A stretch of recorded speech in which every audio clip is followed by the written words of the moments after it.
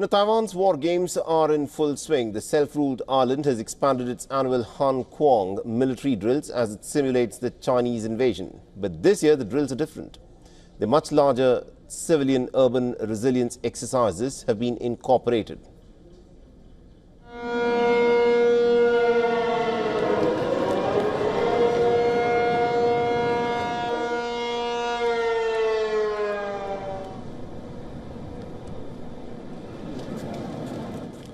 Now, Taipei came to a brief standstill. These are some of the images of the deafening air raid sirens that wailed across the city of Taipei, forcing people to remain off the streets and into the nearby buildings or underground shelters in a rehearsal for a Chinese attack.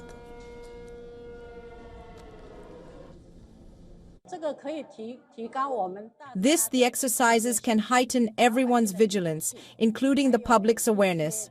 By conducting drills in advance, when the real enemy comes or missiles arrive, we can quickly find places to take cover, such as basements, and figure out how to distribute finances and food, where to buy supplies, and where to access food. This way, we will be safer. This can heighten everyone's vigilance, including the public's awareness. By conducting drills in advance, when the real enemy comes or missiles arrive, we can quickly find places to take cover, such as basements, and figure out how to distribute finances and food, where to buy supplies, and where to access food. This way, we will be safer.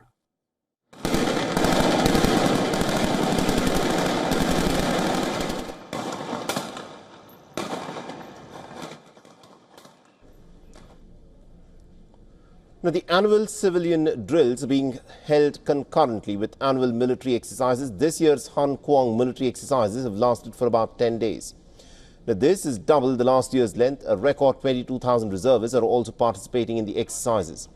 This is the largest mobilization that Taiwan has ever conducted. And amongst the key features of the war games this year is the deployment of the newly delivered US-made high-tech rocket systems, HIMARS. With a reach of about 300 kilometers, the HIMARS gives Taiwan the ability to target locations across the Taiwanese Strait. The system is light enough to be transported by C-130 aircraft, even when loaded, and is operated by a 3-person crew. The emphasis on preparing everyone for the Chinese attack is one of Taiwanese President Lai Ching-te's signature policies.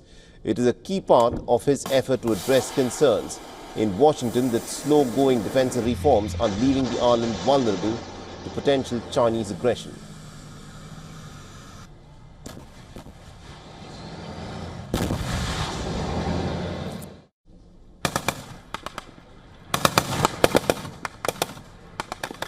Now, the idea is to strengthen institutions and to train civilians to resist Chinese campaigns that might try to compel Taiwan to surrender without a fight.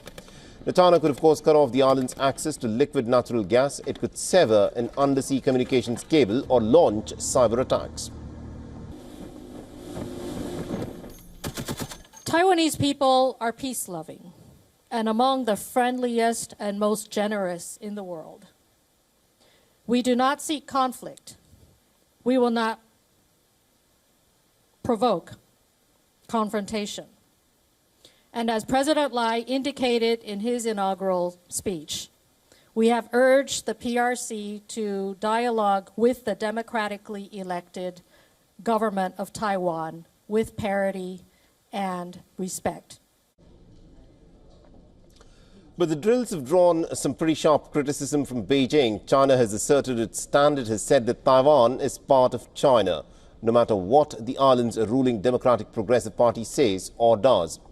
China considers Taiwan as part of its own territory, and it calls President Lai Ching-te a separatist, but Taiwanese government has time and again disputed China's claims.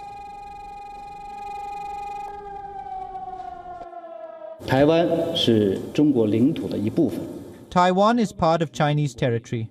The Taiwan question is purely an internal affair of China, and how to resolve it is a matter for the Chinese people. No matter what the Democratic Progressive Party DPP authorities say or do, they cannot change the fact that both sides of the strait belong to one China, that the international community adheres to the one China principle, and that the reunification of China is an inevitable trend of history.